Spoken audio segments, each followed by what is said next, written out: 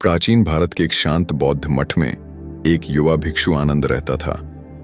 आनंद बचपन से ही बुद्ध के उपदेश सुनता आया था, किंतु उसका मन कभी स्थिर नहीं रहता। वह जब ध्यान में बैठता तो विचारों का तूफान उठता, कभी बचपन की स्मृतियां, कभी भविष्य की चिंता, तो कभी किसी का कठोर वचन। ऐसा लगता जैसे मन में एक शरारती बंदर कूद रहा हो, जो पल भर भी चैन से न बैठे। एक दिन आनंद ने अपने गुरु महाकारुण से कहा, गुरुदेव, मेरा मन शांत नहीं रहता।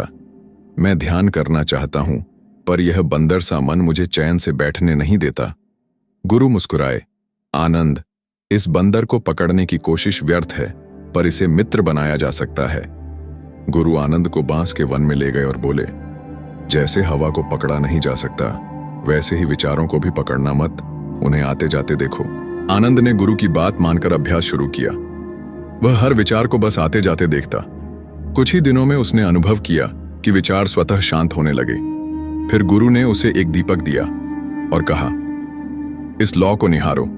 जब तक लौ स्थिर है, उसे देखते रहो और अपनी श्वास को महसूस करो। पहले आनंद का ध्यान भटकता, पर हर बार वह लौ पर वापस ले आता। धीरे धीरे उसका मन भी लौ की तरह स्थिर होने लगा। एक दिन गुरु आनंद को नदी के किनारे ले गए। बोले, यदि पानी रोकना चाहो तो वह उफन कर बह जाएगा, पर दिशा देने पर खेतों को सींचेगा। मन भी ऐसा ही है, रोकने पर विद्रोह करेगा, दिशा देने पर मित्र बन जाएगा। गुरु ने आनंद को सेवा कार्य में लगाया। फूलों की देखभाल, भूखों को भोजन, बच्चों को ध्यान सिखाना। आनंद ने पाया कि सार्थक कार्य में लगने से बेमतलब के विचार घटते हैं। एक यात्री मठ आया और बोला, गुरुदेव, मैं अतीत की गलतियों और भविष्य की चिंताओं में उलझा रहता हूं। गुरु ने उसे पानी से भरा कटोरा दिया। इसे लेकर बिना गिराए मठ का चक्कर लगाओ। यात्री ने ऐसा किया। गुरु ने पूछा, क्या बाग के फूल देखे? वह बोला, नहीं, मेरा ध्यान तो पानी पर था। गुरु बोले, इसी प्रकार वर्तमान पर ध्यान दो। अतीत और भविष्य केवल विचार हैं, जीवन तो इस क्षण में है। महीनों की साधना के बाद आनंद का मन पहले जैसा चंचल नहीं रहा। अब वह विचारों के पीछे भागने के बजाय उन्हें मित्र की तरह देखता, समझता और जाने देता।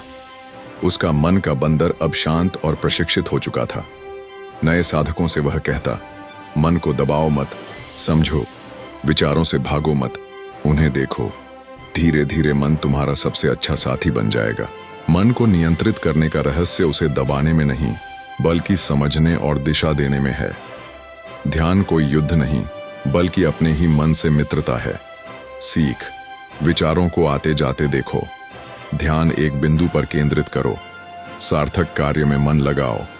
वर्तमान क्षण में जीना सीखो।